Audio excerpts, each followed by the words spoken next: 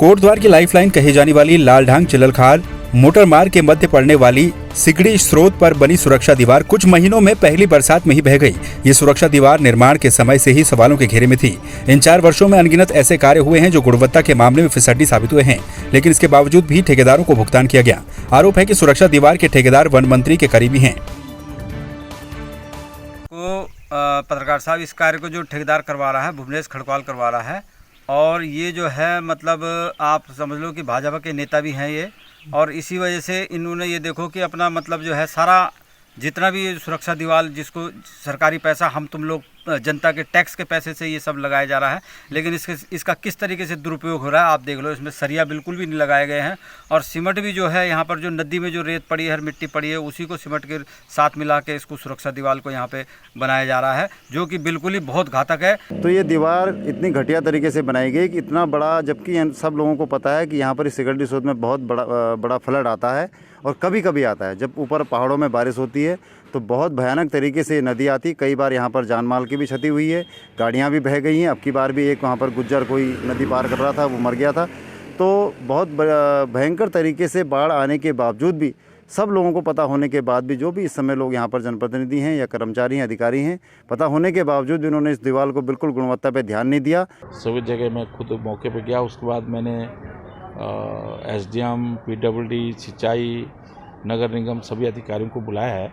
सारे अधिकारियों को निर्देश दिए हैं। सबकी छुट्टियां जिला प्रशासन के द्वारा निरस्त करा दी गई हैं कि अगले जब तक बरसात का सीजन रहेगा तब तक कोई अधिकारी, कोई कर्मचारी अवकाश पर नहीं जाएगा, जिससे कि कल अचानक कोई स्थिति ऐसी आती है तो उसे हम उस आपदा का मुकाबला हम कर सकें।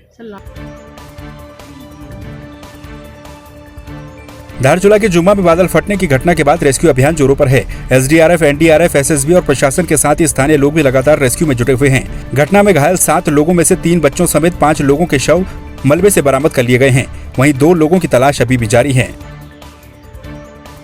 और जो मौके पे जाकर के जो सूचना प्राप्त हुई उसमें से 7 लोग सुबह लापता थे। 7 के अरेस्ट, 5 डेड बॉडी रिकवर हो गई है या 2 अभी तक रिकवर नहीं हो पाई है। जिलाधिकारी महोदय और कप्तान साहब मौके पर ही है। हेलीकॉप्टर से वो गांव में जुम्मा हेलीपैड उतरा और वहाँ से पैदल 4 से 5 किलोमीटर पर गांव तक निकल गए हैं, और वहाँ दुर्गत से वार्ता नहीं हो पा रही है। और जो अभी तक की वहाँ स्थिति है, 2 घायल थे, दोनों को हेलीकॉप्टर से धारचूला ले आए हैं, और वो सामान्य घायल है, कोई गंभीर घायल नहीं है।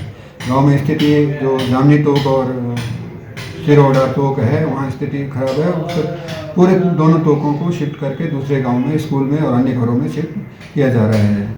कल रात भारी बारिश से हमारे ग्राम सभा जुम्मा के नाग और खातपोली में भीषण आपदा आई हुई है, और जिसमें 7 लोगों की ऑन द स्पॉट मृत्यु हो गई है, और शासन प्रशासन के लोग सारे मौके पर मौजूद हैं।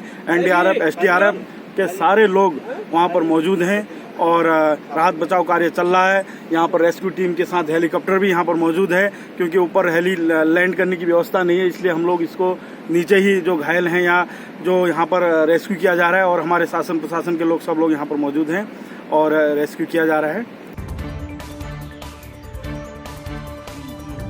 गंगोली हाट के नगर से लेकर ग्रामीण क्षेत्रों में सातु और आठू पर्व की धूम मची हुई है। पुनौली गांव में ग्रामीणों ने सातु आठू के मौके पर महाकाली मंदिर तक झांकी निकाली, जहां पर ग्रामीणों ने कीर्तन भजन भी किया। बागेश्वर में भारी बारिश से 17 ग्रामीण लिंक मोटर मार्ग बाधित हो गए हैं। सबसे ज्यादा सड़कें कपकोट तहसील के अंतर्गत ही हैं। विभाग JCB मशीनों की मदद से मार्ग को खोलने में जुटा हुआ है, और राजस्व विभाग की टीमें नुकसान का आकलन करने में जुटी हुई हैं। कपकोट तहसील में भारी बारिश के चलते सरयू नदी और उसकी सहायक नदियां भी उफान पर हैं। कल रात को आया, मैं गाड़ी खड़ी करी थी यहाँ पे। अब रात को बारिश होने के कारण इसलिए क्या पता नहीं चला ही नहीं। यहाँ पे जगह थी, यहाँ पे दीवारें लगी थी, पूरा ये बना था, और बहुत काफ़ी चौड़ी जगह थी, नीचे से दीवार लगा रही थी। अब रात को आया हुआ गधेरा गाड़ी पर यहाँ से स्लाइड नीचे गिरने के बाद पूरा स्लाइड गाड़ी पलट गई है। आपका नाम? मेरा नाम बलराम आर्या।